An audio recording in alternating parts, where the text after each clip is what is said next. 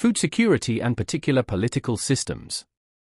The cause of sudden famines is very complicated, but evidence suggests a correlation between famine and non-democratic political systems. In democratic societies, there is more accountability and powerful interest groups, which lessens the chance for famine.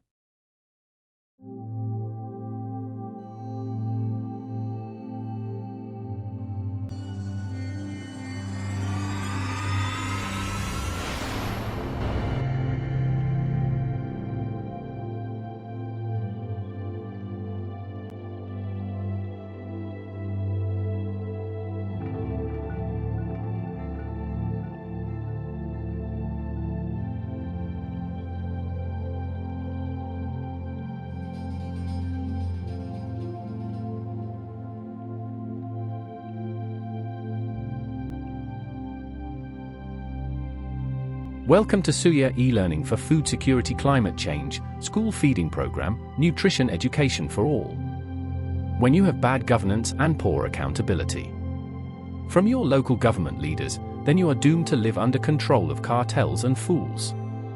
We hope you subscribe to our channel YouTube at Suya Mombasa and share this links with your friends or family.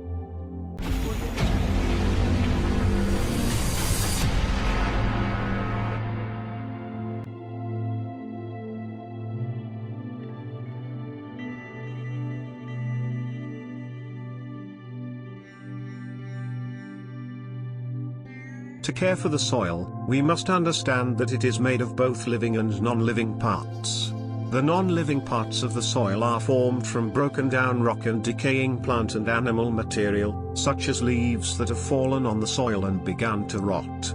The living parts are the tiny creatures that live in the soil. Some of these, such as termites, worms and beetles, are large enough for us to see, but most are too small to see without a microscope. We call these microbes, and they include millions of tiny bacteria and fungi. Microbes and soil fertility. Microbes are very important for improving soil fertility. They take the non-living parts of the soil and convert them into nutrients that can be used by plants. Chemical fertilizers, apart from being expensive and hard to access, can kill microbes. This is one of the reasons that they reduce soil fertility in the long term.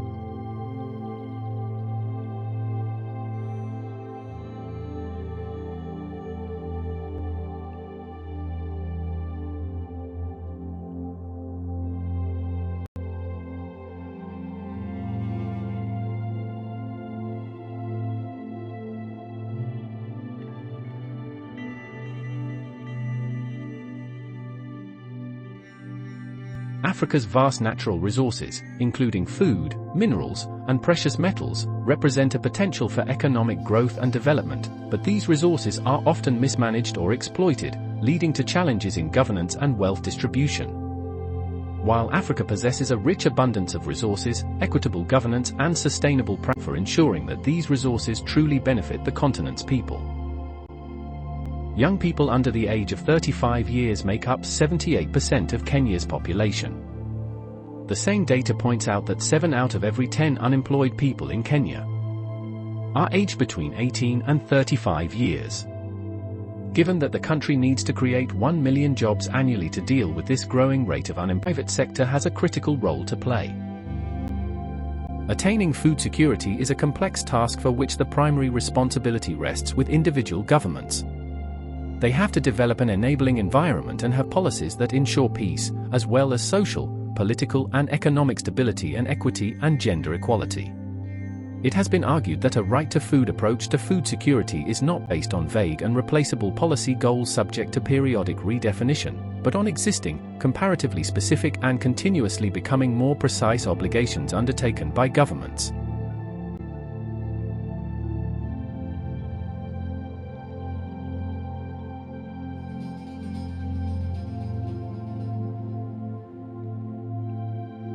Nairobi, Kenya, March 12, 2024, President William Ruto's promise to buy a chapati-making machine for students in Nairobi and the city's subsidized school meals initiative has triggered widespread ridicule and criticism online, with critics terming it a non-priority. Ruto made the pledge at St. Teresa Girls' after during his development tour of Nairobi after Nairobi Governor Johnson Sakaja requested assistance in purchasing the machine. El Chapo. Videos and images illustrating exaggerated versions of how 1 million chapatis would be made flooded Kenyan social media, with some users faulting Sakaja for failing to prioritization solutions to the city given the onset of rains. In the heart of Kenya, where food is more than just sustenance, it's a way of life, a revolutionary machine is about to change the way we think about making chapatis. Introducing the world's first automated chapati-making machine, designed to bring tradition and innovation together. With precision engineering, this machine combines flour, water, and a pinch of magic to create the perfect dough, consistently, every time. The chapatis are cooked to perfection on a giant griddle, flipping and browning with precision, each one a masterpiece of tradition and technology. In just a few hours, this machine can produce 1 million chapatis, feeding entire communities and revolutionizing food production in Kenya. In Kenya, where chapatis are more than just food, this machine is a game changer. A perfect blend of tradition, technology, and innovation, feeding the future.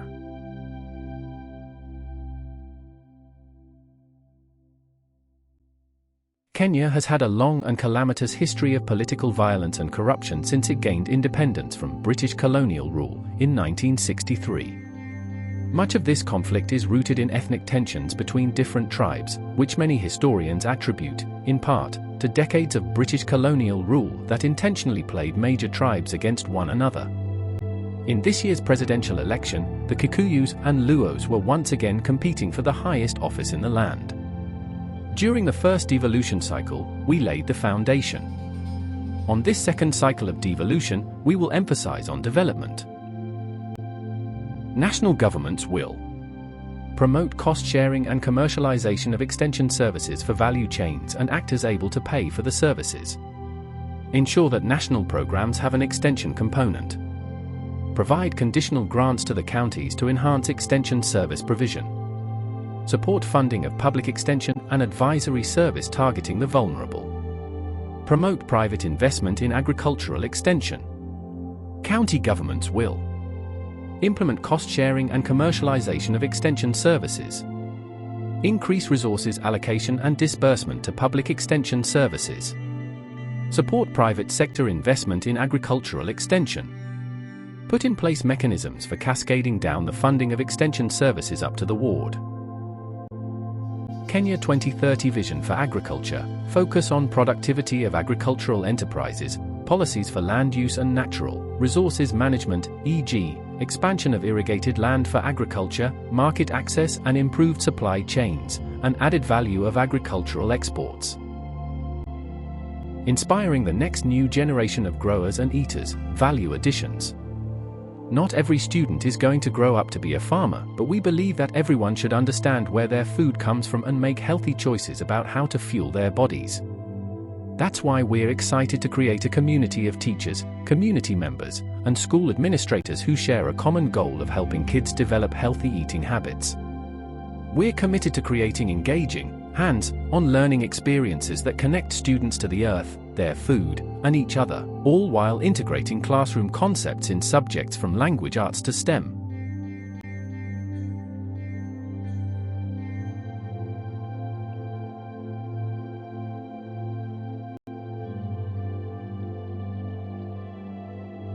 Although all green plants make their food by photosynthesis, they also need to get nutrients from the soil. These dissolve in water and are taken up by the roots of the plant. The most important plant nutrients are nitrogen N, phosphorus P, and potassium K. Plants get their nutrients from the soil, water, and air through their roots and leaves. Plants absorb nutrients from the soil through their roots, which have root hairs that increase the surface area for nutrient absorption. Plants also have a symbiotic relationship with mycorrhizal fungi, which live in the soil or within the plant and help roots absorb nutrients more efficiently. Cation exchange capacity, CEC, is a crucial soil property that measures the soil's ability to hold and exchange cations, which are positively charged ions. This capacity directly impacts soil fertility, as it determines how well essential nutrients such as calcium, magnesium, potassium, and sodium can be retained and made available to plants. High CEC soils can hold more cations, thus supporting better plant growth and agricultural productivity.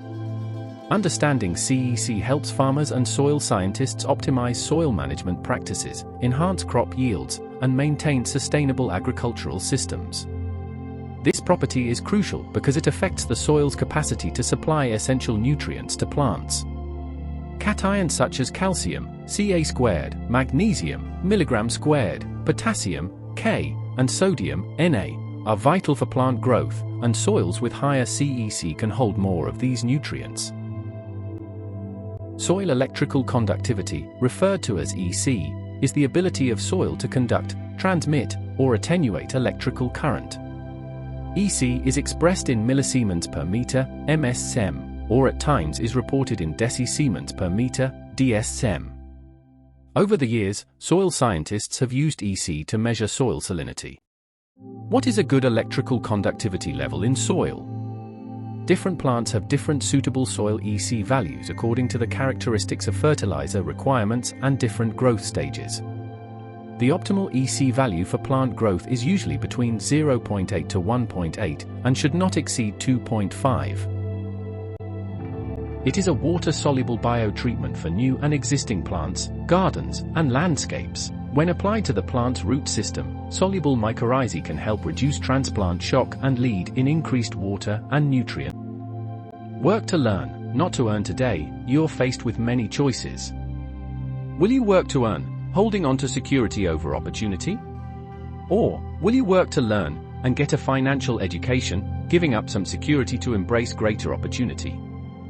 Most people will follow the conventional wisdom and choose to work to earn. But if you want to be rich, work for what you want to learn rather than what you want to earn. Figure out what skills you want to acquire before choosing a specific profession and before getting trapped in the rat race.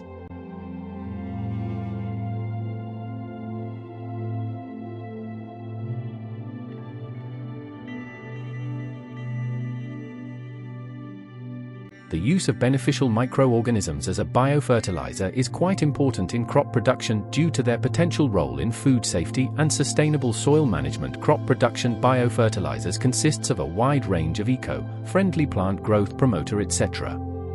The industrialization of the agricultural sector has increased the chemical burden on natural ecosystems. Pesticides are agrochemicals used in agricultural lands, public health programs, and urban green areas in order to protect plants and humans from various diseases.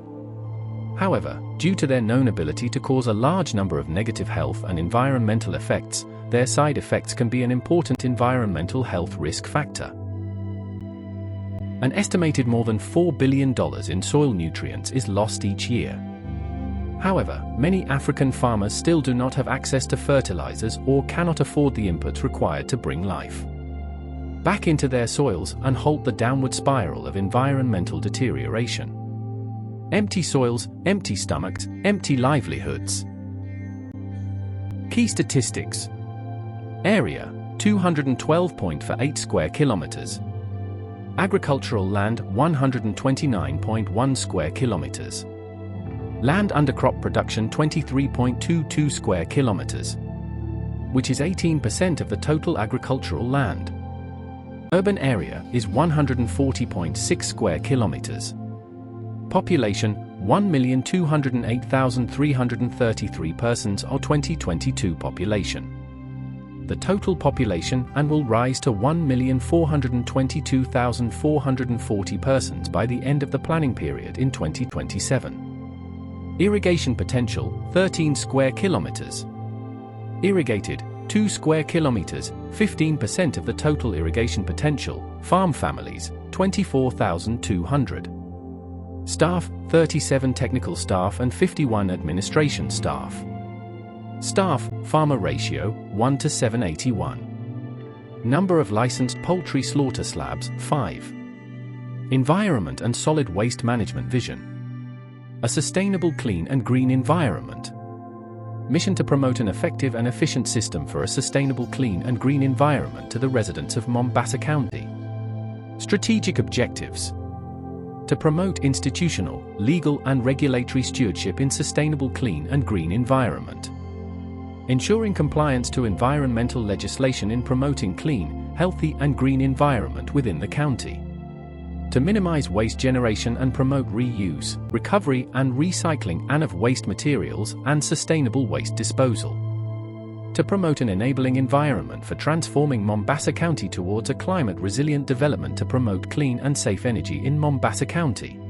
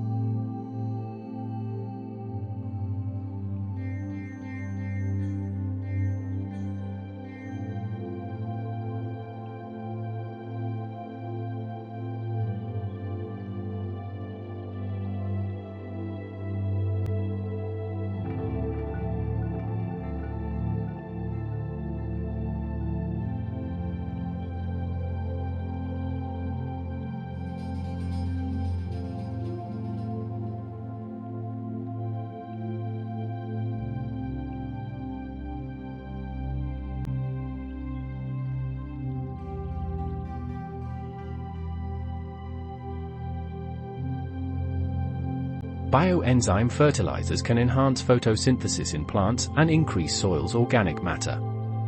As a result, plants will get more nutrients, and their roots can absorb more air.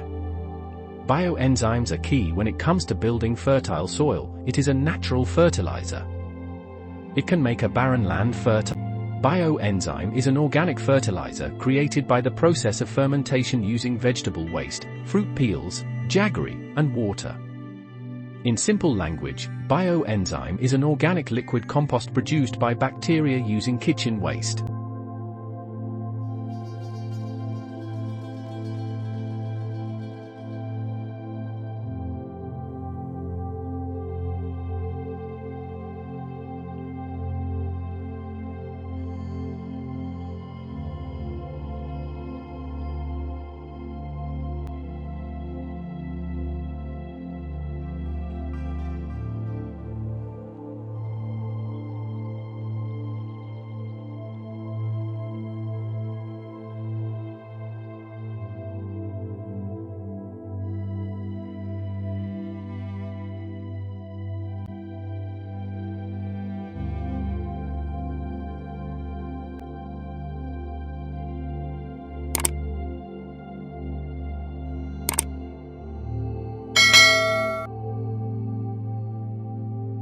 There will come a time when only those that know how to plant will be eating. Chief Oran Lions. If you like African food systems content, please subscribe and share our channel with your friends and family. Or if you're new here, hit the subscribe button so you make sure to never miss our weekly presentation podcast. Agriculture is tool to create health, wealth, shelter, protect environment, food, nutrition and basic skills development for our local communities. The majority of water loss from the leaf occurs via the stomata, pores on one or both sides of the leaf surface, the apertures of which are tightly regulated. When the stomatal pores are open, water evaporates from the cell walls of mesophyll into the intercellular spaces below the stomatal complex. What prevents water loss from the leaves? Plants have evolved over time to adapt to their local environment and reduce transpiration. Leaves are covered by a waxy cuticle on the outer surface that prevents the loss of water.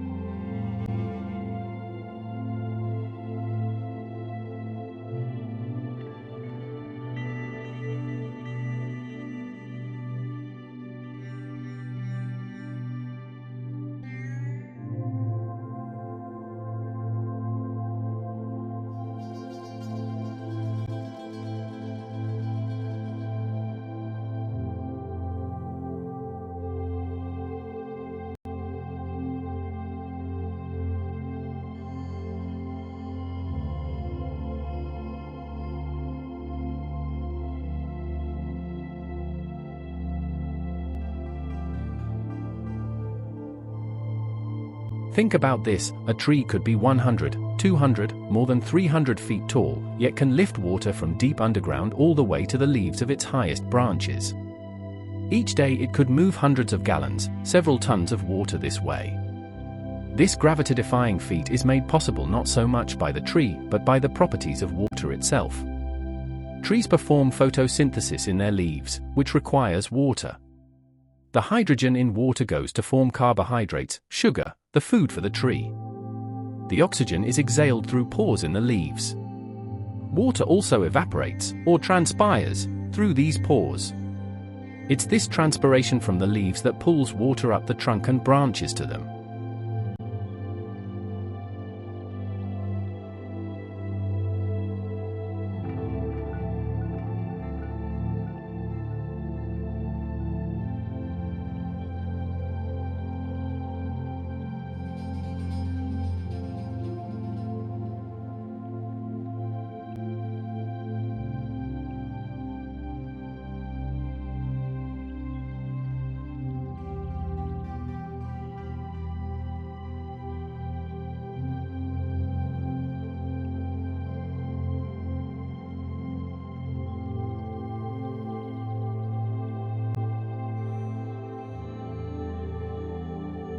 To be sure, these plants are struggling.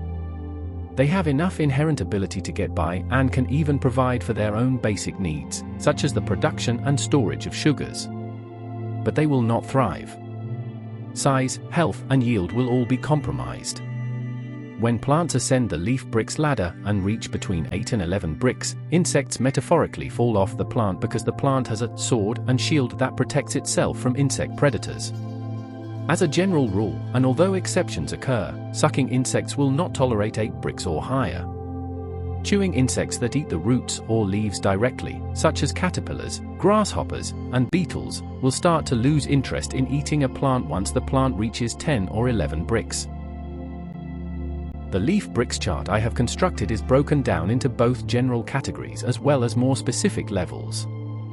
The general categories include 1. Those plants between 0 and 2 bricks. 2. Those between 3 and 7 bricks. 3. Those between 8 and 11 bricks, and finally 4. Those between 12 and 20 bricks. The role of sugar in bricks levels. Although bricks is a measurement of dissolved solids, for our purposes it is the measure of sugar in plant sap. Sugar is the main product of photosynthesis.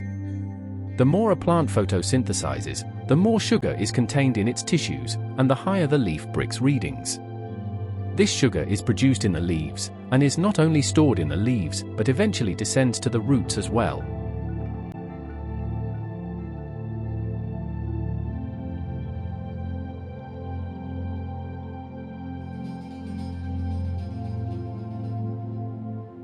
Solutions to infections and attacks. Remember that these fungi and pests are attracted to plants with a low pH. Calcium, lime, soft carbon, and microbes for plant growth and soil health. Calcium is the insect's enemy. Young leaves have less calcium than spur leaves, so the aphids go after them. Eliminating pest and disease. Increase mineral uptake and balance with silicic acid. Raise the internal pH of the plant by providing more bioavailable forms of calcium and potassium. Increase the Brix level by providing absorbable L-amino acids and increasing mineralization within the plant. Once the test results are in, the mill will tell you how much lime you need to add per acre. In general, it takes 1.2 tons of agricultural lime per acre to raise the pH of a loam soil by 1 point. It is half that for sandy soil and almost double for clay soil. Sampling for assessment of lime requirements. Soil samples should be taken methodically from a number of places in the field and tested individually since acidity frequently occurs in patches in the field. Test results should be plotted on a field map so that any lime required may be applied in the right place and at the correct and most economic rate. Although poor and patchy crop performance and the presence of acid-loving weed species are rough indications of lime deficiency, the acid reaction to indicator solution or pH meter is the only reliable method of assessing lime requirements.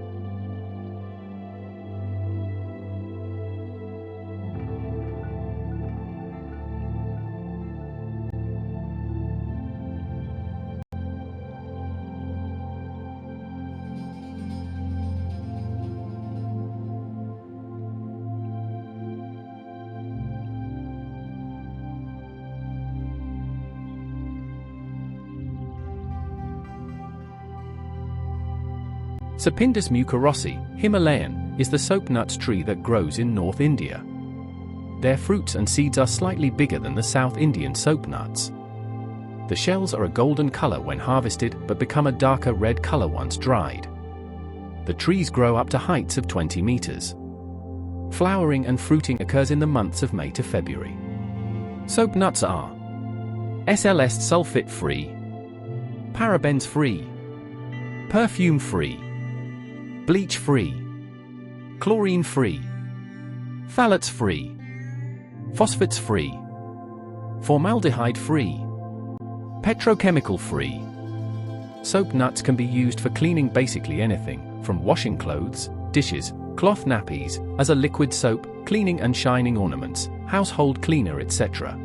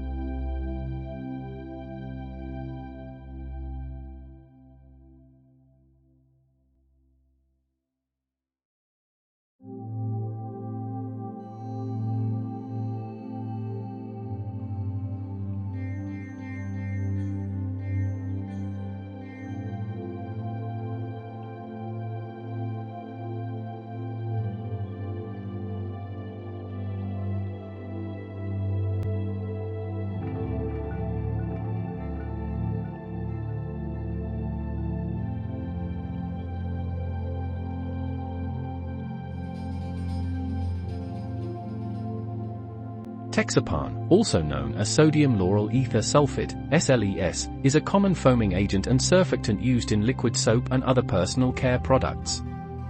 It's a highly concentrated, inexpensive, and effective cleaning agent derived from natural fatty alcohols, making it a popular choice for liquid soap formulations. Texapan. Texapan is a brand name for sodium lauryl ether sulfate. SLES, a type of anionic surfactant. Why is it used in liquid soap? SLES is used in liquid soap because it's an excellent foaming agent, meaning it creates lots of bubbles when mixed with water, which is a desirable soap. How does it work? SLES acts as a surfactant, meaning it reduces the surface tension between water and oil, allowing them to mix and create a cleaner solution. Other uses: SLES is used in shampoos, toothpaste, and personal care products. Is it safe? Is generally considered safe for most people, but some individuals may experience mild skin irritation.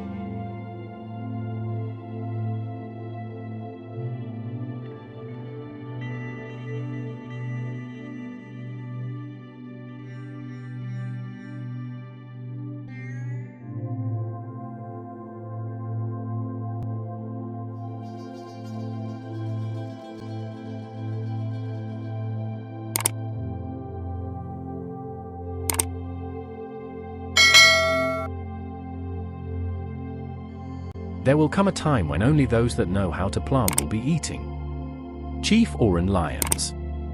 If you like African food systems content, please subscribe and share our channel with your friends and family. Or if you're new here, hit the subscribe button so you make sure to never miss our weekly presentation podcast. Agriculture is tool to create health, wealth, shelter, protect environment, food, nutrition and basic skills development for our local communities.